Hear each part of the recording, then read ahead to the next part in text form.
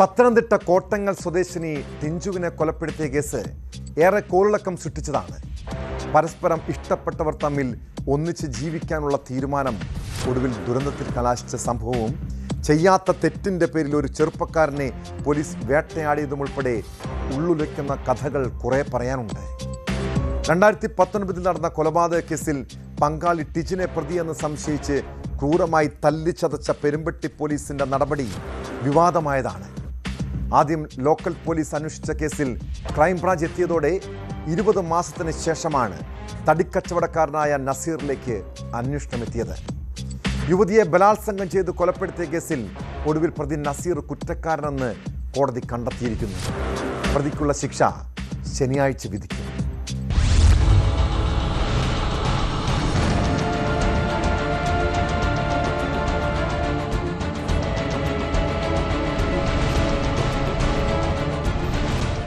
തടിക്കച്ചവടക്കാരൻ കോട്ടാങ്ങൽ സ്വദേശി നസീർ കേസിൽ കുറ്റക്കാരനെന്ന് പത്തനംതിട്ട ജില്ലാ അഡീഷണൽ ആൻഡ് സെഷൻസ് കോടതി കണ്ടെത്തി. യുവതിയെ ബലാത്സംഗം ചെയ്ത ശേഷം പ്രതി കെട്ടിത്തൂക്കി കൊലപ്പെടുത്തുകയായിരുന്നു. 2019 ഡിസംബർ 15 വീട്ടിൽ ആളില്ലാത്ത സമയത്തായിരുന്നു സംഭവം. 20 മാസങ്ങൾക്ക് ശേഷം ക്രൈംബ്രാഞ്ചാണ് പ്രതി നസീറിനെ അറസ്റ്റ് ചെയ്തത്.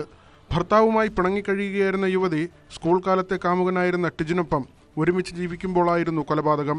സംഭവ ദിവസം തടിവാങ്ങാനെത്തിയ നസീർ വീട്ടിൽ ആരുമില്ലെന്ന് കണ്ട് യുവതിയെ ഉപദ്രവിക്കുകയായിരുന്നു. പെരുമ്പട്ടി പോലീസ് ടിജിനെ പ്രതിയെന്ന് സംശയിച്ച് ക്രൂരമായി തല്ലിച്ചതച്ചത് അന്ന് വിവാദമായിരുന്നു. ലോക്കൽ പോലീസിന്റെ അന്വേഷണം തൃപ്തികരമല്ലെന്ന് കണ്ട് പിന്നീട് കേസ് ക്രൈംബ്രാഞ്ചിന് കൈമാറി. ഇതിന് ഏറ്റവും കൂടുതൽ നന്ദി പറയേണ്ട ക്രൈംബ്രാഞ്ചുകാരോടാണ്. നല്ലവരായ ക്രൈംബ്രാഞ്ചുകാർ, നല്ല മനസ്ഥിതിയും അതുപോലെ അവർ ചെയ്യുന്ന ജോലിയോട് ആത്മാർത്ഥമുള്ള ക്രൈംബ്രാഞ്ചുകാരാണ് ഇത് അന്വേഷിച്ചതുകൊണ്ട് മാത്രമാണ് ഇത് കേസ് പുറത്തു വന്നത്. അല്ലെങ്കിൽ ഇന്ന് ഞാൻ ചിലപ്പോൾ ജയിലിലായി പോയിരിക്കാം. ഈ നെയ്മൺ എന്ന് പറയുന്ന ആൾ ഇപ്പോഴും മാന്യനായിട്ടില്ല നടന്നിരിക്കാം. ഇന്നിങ്ങനൊരു എന്താ പറയുന്നത്, കോടതി ഇയാൾ കുറ്റക്കാരനാണെന്ന് കണ്ടെത്താനുള്ള ഏറ്റവും പ്രധാന കാരണം ക്രൈംബ്രാഞ്ചുകാരാണ്. അതുപോലെ തന്നെ കോടതി കേസ് എത്തിച്ചു കഴിഞ്ഞ് പബ്ലിക് പ്രോസിക്യൂട്ടർ ഹരിശങ്കർ സാറ് ഇവരുടെ എല്ലാം കൂട്ടായിട്ടുള്ള ഈ അന്വേഷണത്തിന് പുറകിലുള്ള നല്ല പ്രവർത്തനമാണ് ഇപ്പം ഈ കുറ്റക്കാരനാണെന്ന് കോടതി കണ്ടെത്താനുള്ള കാരണമായത്. മരിച്ച യുവതിയുടെ കഴുത്തിലുണ്ടായിരുന്ന കയറിലെ കെട്ടാണ് കേസിൽ നിർണായക തെളിവായത്. തടിപ്പണിക്കാർ കെട്ടുന്ന രീതിയാണിതെന്ന് ക്രൈംബ്രാഞ്ച് കണ്ടെത്തി. തുടർന്നുള്ള അന്വേഷണത്തിലാണ് യഥാർത്ഥ പ്രതി നസീർ പിടിയിലായത്.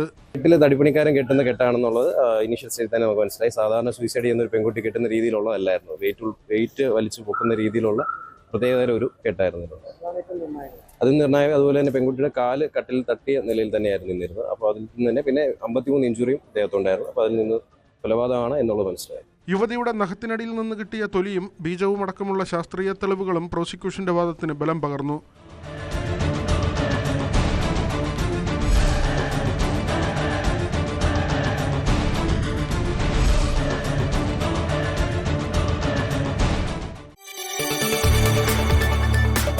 കൂടുതൽ വാർത്തകൾക്ക് News 18 Keralam YouTube channel subscribe ചെയ്യുക.